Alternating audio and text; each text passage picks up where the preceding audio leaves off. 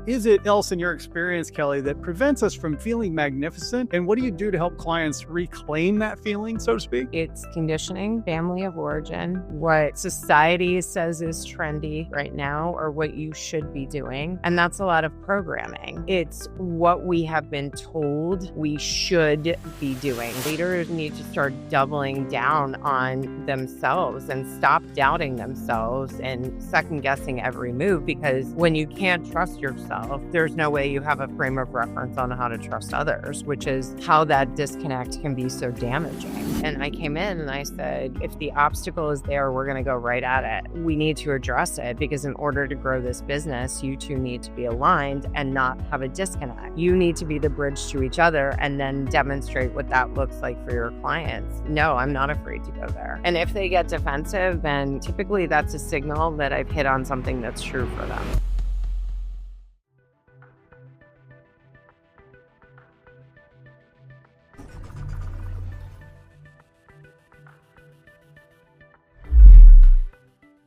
My very special guest is an acclaimed TEDx and keynote speaker, author, podcast host, and award-winning certified leadership expert. She has used her unique trauma-informed approach and PTSD training to transform the leadership landscape for hundreds of C-suite and executives in more than 400 high-ranking military officers.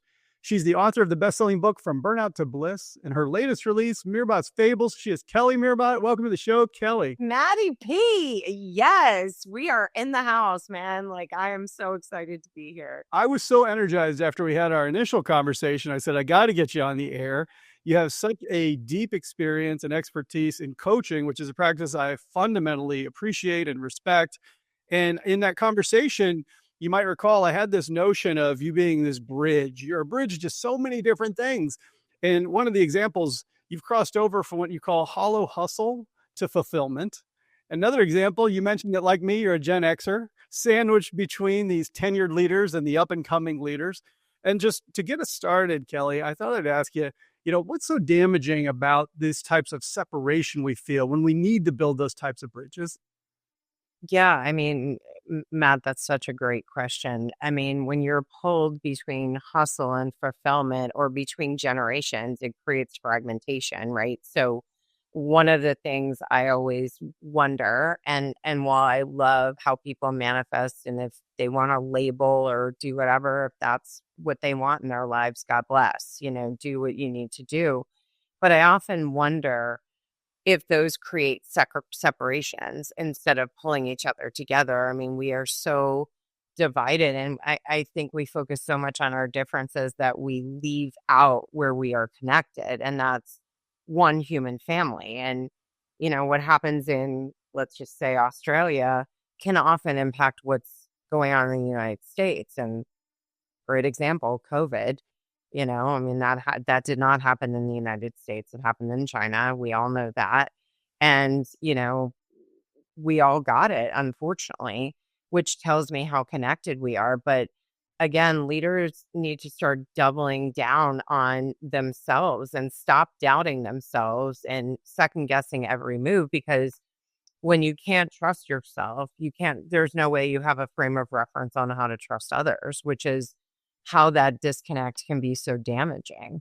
I just love the way you use that term fragmented. Nobody wants to feel that way, but we feel exactly that way sometimes when we allow separation and gaps to kind of develop in certainly our interactions with others, like among a team, for example, or between the executive team and what's happening out in the real world, I like to say, but even within ourselves. And I think that's a place that you're not afraid to go. No, I am not. And I said to a client, so I was facilitating what I call a difficult conversation just for our frame of reference. I don't like to label conversations difficult, because once you label it, it becomes reality, right? If it's a conversation that maybe is a little bit challenging, that changes it, right? But the conversation was between two co-founders, and they had built this business in the pandemic. It was doing really well revenue wise, and then they took a hit, and one wasn't pulling their weight. I'm trying to not out them. And the other founder was getting frustrated. And I came in and I said, if the obstacle is there, we're going to go right at it. We're not we need to address it, because in order to grow this business, you two need to be aligned and not have a disconnect. You need to be the bridge to each other and then demonstrate what that looks like for your clients. And no, I'm not afraid to go there. And if they get defensive, then typically that's a signal that I've hit on something that's true for them. Yeah, and I think that that's a big reason why I always say that leaders are healers of separation. And what you did in that moment is really bring them together and recognize that there's space here. We can't have space here, but there is space here. And it might be raw, it might be real, but it's something that we need to be willing to explore so we can really draw ourselves back together. Exactly. And I love how you put that. I mean, that gave me chills. But I always think when we talk about space, right, whether it's me holding psychologically safe enough space for my clients to be vulnerable and tell me anything, or the Viktor Frankl quote that I quoted in my TED Talk, which is, between stimulus and response, there is a space. And in that space is our power to choose our response. And in our response lies our growth and freedom. Is how can we slow down, be in that space, make a choice on how we're going to respond so we get the results we want, right? And if that means slowing down and staying in that space for a half hour till your central nervous system comes back online, that's what you need to do, right? Because we really need leaders that are being the best versions of themselves right now, because we are in a dark time. And the highest and noblest thing that any leader can do is hold the light. So in order to do that, you have to take care of your instrument. You have to understand what trust is like and what loving yourself is like, because you cannot love anybody else or trust anybody else until you have that inherently in yourself. And I think this is what makes coaching so powerful. You have somebody who's, a lot of times we say who will hold the agenda. Like you've said, what you want to try to accomplish. In the case that you just shared, it was we want to grow the business and get over some of our differences that have developed. But whatever it is, this objective person who's guiding the process along, but who's willing to go to those places as you do. And I just wonder if you might kind of generalize for us, when you're working with coaching clients, what are the things that tend to keep us stuck? And what is it that we need to move past stuck and really get towards success? Clarity, meaning knowing your purpose. It is not an organization chart. It is, why am I on this planet? Why is this worth doing beyond making money? Get that clear. Courage to break down silos, to break down systems, processes, and procedures that are not serving and supporting you or your clients. And breaking molds and disappointing people, getting comfortable with disappointing people, because it's going to happen. Like, I love the quote from Colin Powell where he says being a leader means sometimes pissing people off. You have to be comfortable with that. And compassion, right? Compassion for yourself, for others, and understanding that leaders and leadership is not a linear journey. It's not do this, check that box, right? It could be very cyclical and circular. And, those three really will shift you from stuck to thriving. I mean, it's clarity, courage, compassion. I had a healthcare executive I was working with, Matt, who felt like she was living somebody else's definition of success. Well, once she found clarity on her core purpose, she finally had the courage to make decisions from that lens. And that aligned her, and then aligned her team, because really, you are the model as a leader of what is possible. I go back to the quote, and I'm not a mother, but kids learn what you show them, right? If you curse in your home, your 3-year-old's going to curse, and you can't wonder where it came from. It's your example. So it's the same thing at work. You can't ask somebody to do something when you yourself are not in alignment with what you're saying and what you're doing, and then expect integrity from your team. Can't do that. And I want to hit the pause button for a second for my leader listeners and just really take in what you've said here, which is that we are raising the bar. The things you're talking about don't come easy, right? Trying to find clarity can be a very alienating experience for some people if they're feeling like, I'm running so fast. I don't have the time. I don't know how. I've never done it before. It feels awkward, whatever it might be. And then having courage because it's not going to be easy and having compassion. And in the Buddhist view, they say compassion that doesn't include yourself is incomplete. And I see so many leaders that are so giving for others, but who are so hard on themselves and they don't show themselves compassion because they figured out when they were coming up through the ranks, they get performance out of being hard on themselves, but it doesn't scale. At some point, you get to be at such a high level in the organization, you start to break yourself down. So I think I'm moved by the fact that you're saying we have to do the hard work of leadership, and those 3 C's you just shared with us. That's hard stuff. It is, and Brene Brown, who's another somebody who I love. She always says you can't skip the messy middle, right? And that's true. It's if you think about it like a high performance athlete, if you don't train in the off season and, opening day comes and you're wondering why you can't run the bases and you're huffing and puffing, well, it's because you didn't do the work.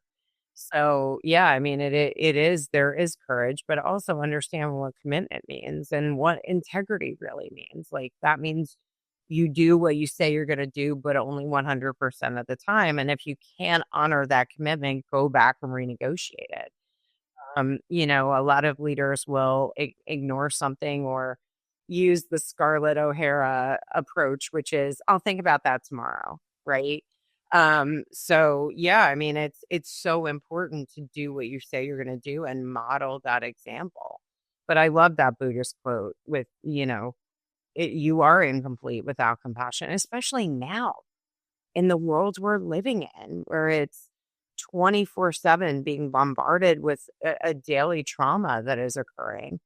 I mean, there's a study that shows that you don't have to be an active participant in the traumatic event. You just have to witness it in order to be traumatized. Well, think about what we hold in our pockets. I mean, it is a constant barrage of things that are not great I mean, think about our grandparents. They didn't see that. They didn't witness people dying. They didn't witness people, having some crime.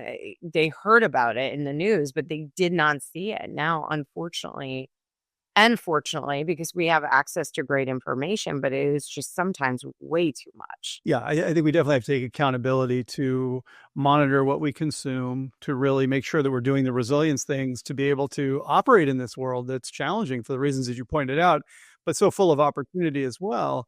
And one of the things that I remember from our conversation as well, I have this notion of situational leadership is almost always the best form of leadership. You really have to read the room. To your earlier point, you got to lead by example. And you had said something to me in our first conversation where you said, my clients are my curriculum, which is basically you go where the conversations take you. That's a very nimble, agile, kind of free flowing approach.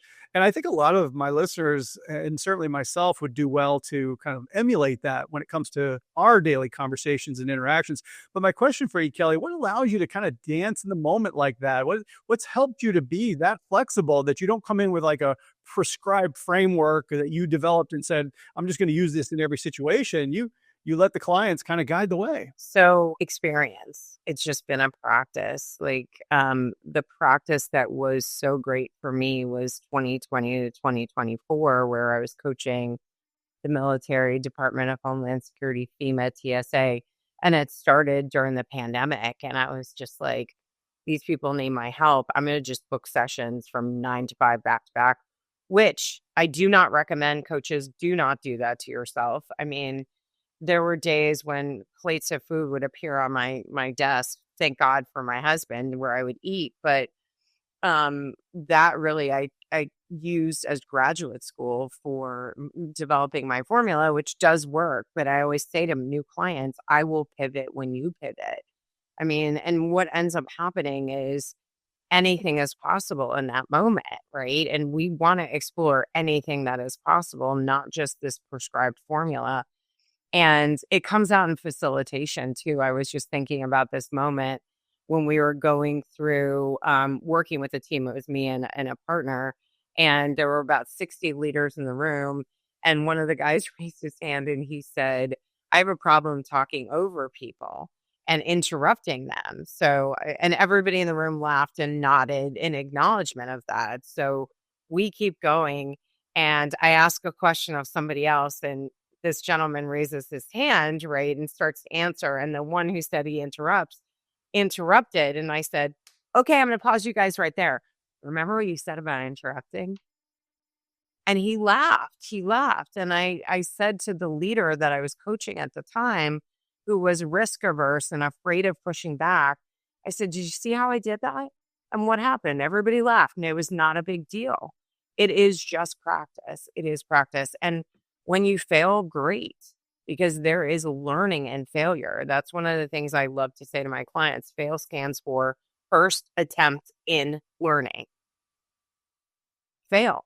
Fail fast, fail often, learn from it, and move on. I love that the level of awareness that you're describing there, which is basically this person, had said, this is something that's a challenge for me. I'm working on it, perhaps, maybe not when it comes to interrupting people. But the point is that, being able to raise that awareness, and whether you clap your hands, you hold up your hands, whatever it is, just like, hey, let's bring attention here. And then but that's what, in that case, the team member gave you. Right. And so I think for leaders, being able to take in and be aware, but then sort of make that decision process, and then sort of adjust your leadership behaviors based on what the group needs. It sounds like a lot, but to your earlier point, with experience, it gets a little easier, a little more automatic. Yeah. And I would say, Matt, be where your feet are. When I'm coaching and I'm in those moments I just described, facilitating, speaking, whatever, there's nothing else on my mind.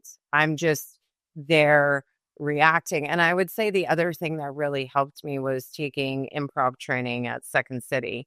The Second City in Chicago, they were incredible. And I'll tell you a quick funny story about that. The day I walked in, there were 59 other classmates in there, and we circled up and introduced ourselves. It was like, hi, I just wrapped a movie with James Franco. I just came off of a cruise ship. I just filmed a national commercial, and there I am. I'm an executive coach trying to improve my speaking ability. My husband doesn't think I'm funny. And luckily, at the end of the 5 days, the instructor came over and said, tell your husband he's wrong. I was like, well, that's good.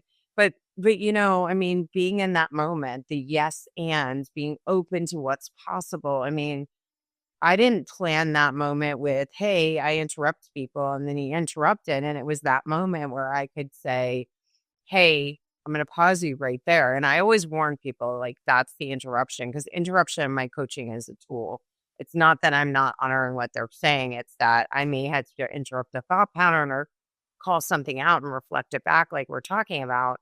But that gentleman gave me a learning moment that we could share with everybody else. And he wasn't defensive. It was very humor filled. Everybody was laughing. That's the other thing. Anytime you can infuse humor, that's a win. You talked about being a bridge. That's the way to be a bridge. Now, I would say make sure it's inclusive humor and not gallows humor, or because that does not work in the workplace and people don't get it. And that's where you get in trouble. So keep it clean as much as you can. But life is funny, and so are people. So don't be afraid to laugh along and infuse humor where you can. I think to your point, it really humanizes the work. Work is hard. Work is always hard. And to your point earlier, right now, it seems exceptionally hard. And so being able to find those moments of levity, it can really draw your team closer together if you have that skill set. And I think to your earlier point about Second City too, a lot of times we go in thinking, well, I'm not that funny. Well, if you're authentic and you might have a different style of humor than what you see on TV or that other team members have, that doesn't mean you're not, that you can't bring in and use humor. Just don't try to overuse it if you're literally not funny. Don't try too hard. But I think your point about making an interrupt too is so well taken, because to your earlier Frankel quote, creating that space between the stimulus and the response, and just knowing that we tend to get carried away with decisions and analytics, and we got to go, and the client's expecting an answer today, and it's like, whoa, being willing to call time out itself can be a courageous act, but the team needs that space. They need that pause to be able to sort of reflect and elevate their thinking. And really, you won't come to the best decisions if you're only on autopilot. You have to create that space. And I think your job as the coach is to do that. I'm saying that a leader's job is to do that too, when they're in that coach-like mode and trying to develop their team. 100%. And it's holding that space and sitting back and being comfortable in silence is a great skill as well.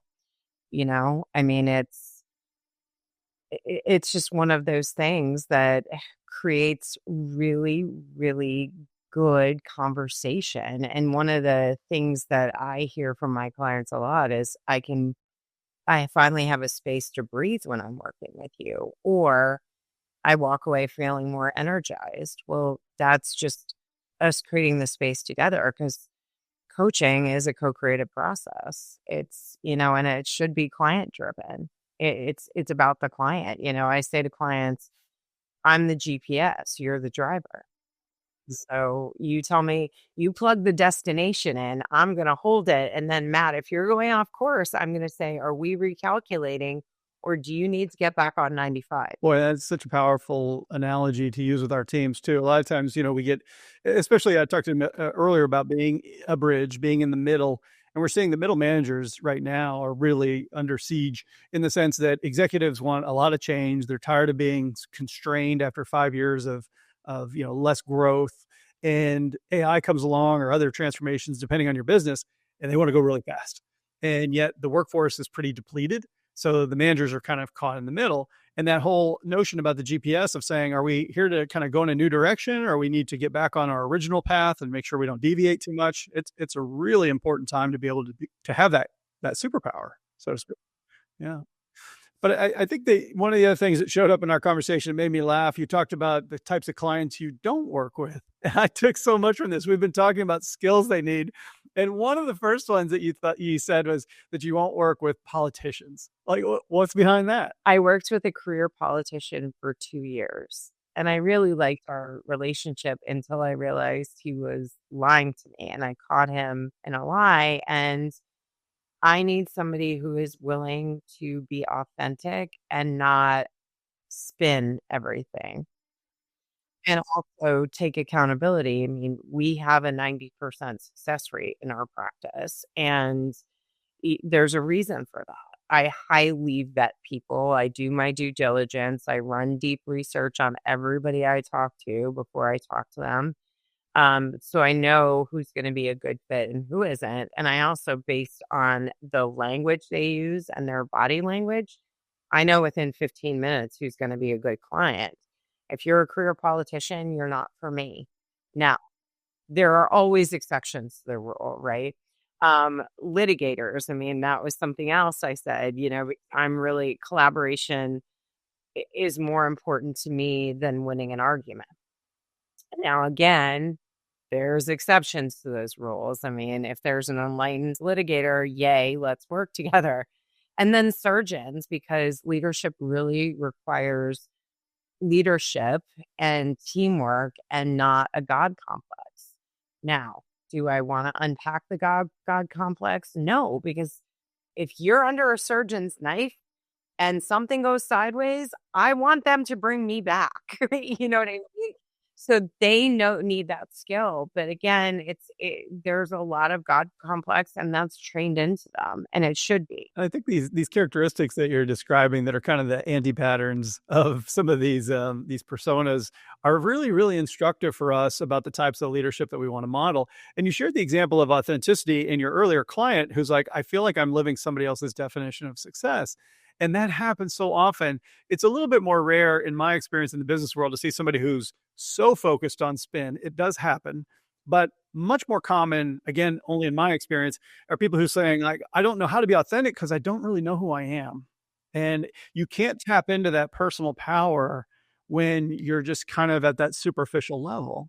So I think that's really amazing. Yeah, I have a storytelling piece in my formula that I work with. And I always say to clients, I'm not a therapist. I'm not here to trigger you, but here's what's going to happen in the storytelling piece. One, we're going to bond. Two, I want to know what triggers you, because if you're making a decision out of your 6-year-old mindset and you're a 46-year-old man, I want to be able to reflect that back to you and say, is that because mom didn't hug you enough as a child? Like, is that where we're acting out of? But I also want to know what inspires them, because you cannot motivate anybody. You can only inspire them by your example. So, that storytelling piece is really powerful. Plus, as a skill set, as a leader, it is not a nice to have, it is a must have, especially leading these next generations. Why? Neurodivergence, ADHD, being on the autism spectrum, storytelling penetrates the right hemisphere of the brain where no resistance exists, and you're able to connect with people. So if you can draw them in, whether you're a salesperson, a leader, um, an admin, that's going to help you bond and become bridged over to that other human. So, yeah, and then from that storytelling piece, Matt, we go into a core purpose exercise, and as we work through it, I will pull pieces from their story and say things like I was debriefing a core purpose exercise with one of my clients yesterday, and I said, "Your daughter is something that comes up all the time in our conversations. Why isn't that in your core? Why isn't she in your core purpose?" She should be, because you bring her up all the time. So somehow we have to weave that in. And I wouldn't know that if I didn't have that storytelling piece and didn't get to know my clients intimately. Yeah, and we're told, oh, separate those things. Family doesn't belong at work, and you're like, but that's my power plant. How would that not belong at work? Or, in some fashion, it's really unfortunate the advice we give to workers and leaders. It's very outdated in many cases. But I do want to get to one last question for you, and this was going back to another phrase you used. You have so many great phrases. I just love them. I love to pull them apart. And this one was that you said, amplify what's magnificent. And there's so much energy. We've been talking about energy that comes from purpose. We've been talking about the absence of energy when we feel like we're beaten down and separated and isolated. But what is it else in your experience, Kelly, that prevents us from feeling magnificent? And what do you do to help clients reclaim that feeling, so to speak? So it's conditioning, family of origin, what society says is trendy right now, or what you should be doing. And that's a lot of programming, correct? Again, let's go back to all the noise in our world. So I believe that, let me drop the I believe. Um, it's what we have been told we should be doing. So we need to stop shooting on ourselves, first of all. Second of all, it's knowing who you are, knowing what your story is, and how that has informed how you show up in the world, because babies are born with two fears: the fear of falling, the fear of loud noises. Everything else is learned. So if we can go through the great unlearning and figure out who we are underneath that, not what we have been told who we are, not who has told us who we are, it's who we are at our core. That grounding back into that is what will guide us out of it, and remember who we are. And I employ everything. I mean, our core purpose exercise, I always say it's like Pulp Fiction. People are like, where is this going? And then it all comes together at the end. And I'll ask questions like, Matt, the last meal you are going to have on earth, and you could fly to Paris and have appetizers, fly to Japan and have sushi. Like, I don't care. Well, why would I have a question like that in core purpose? Because I want to activate all five senses. So that core purpose is so strong and so battle tested, and every sense is activated in it, that is that powerful. And it reminds you of the magnificence of you. And we also look at behavioral patterns. So what is something people come to you for your entire life? Like, I know I'm a great listener, believe it or not. I've been talking a lot on this podcast, but I really am a great listener, and there's an energy I bring that nobody else brings. And I know this because I'll go into our grocery store, and 45 minutes later, after just trying to pick out a head of broccoli, I've got a woman telling me about this horrible divorce that she's going through. And all I asked was, what do I need to know about picking out a good head of broccoli? Y- That's so, you know, knowing what we are, who we are, what our why is, what we stand for will help point us in the direction of what is magnificent about us. I think you're the Pulp Fiction of coaches. You're just the coolest. You're the coolest. Unbelievable stuff. I'll have to call Samuel L. Jackson and Quentin Tarantino and tell them that.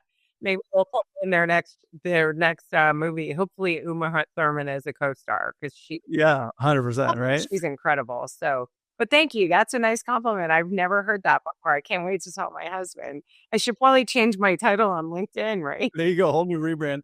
But I also like to do something that is authentic for me, which is to have a little bit of fun at the end of our show. So I've got a trivia question for us, and you and I are a team. I'm gonna have AI ask us a question, and don't know the question, don't know the answers, but here we go.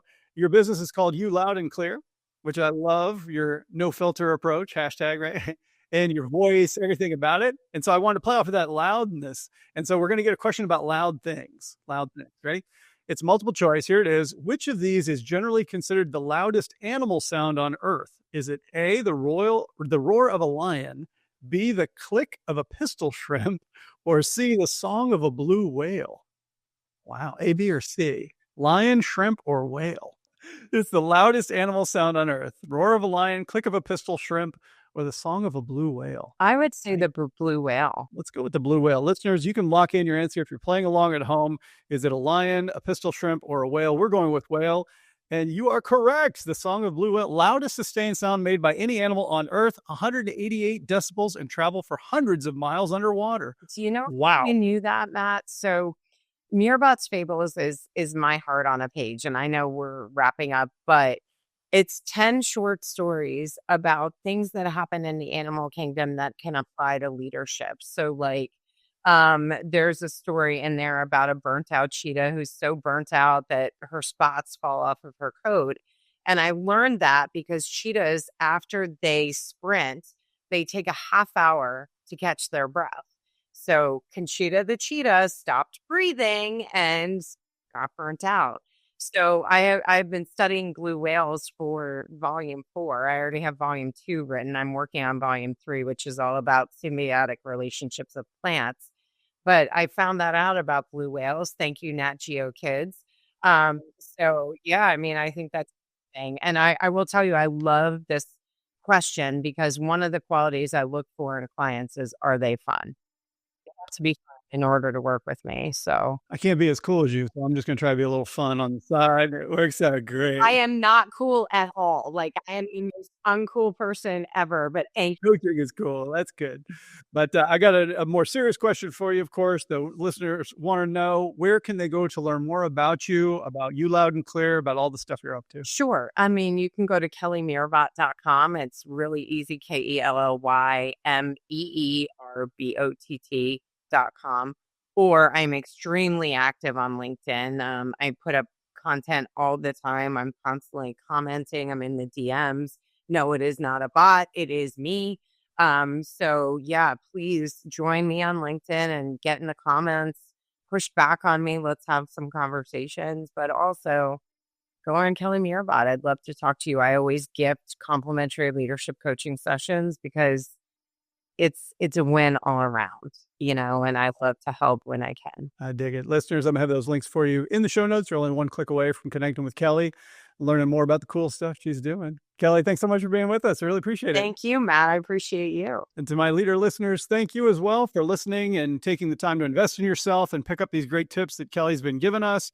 I really appreciate it. And I'd just love to hear about your biggest takeaways. So use the hashtag Lead the People tag if you mentioned it on social, or hit me up directly on LinkedIn. I'm a big LinkedIn person, just like Kelly. And if I can get your 30 seconds as well, maybe get a 5-star review over there, a rating, I should say, over on Spotify. That would be awesome. And that's pretty much it. So always remember, don't manage the business when you can lead the people.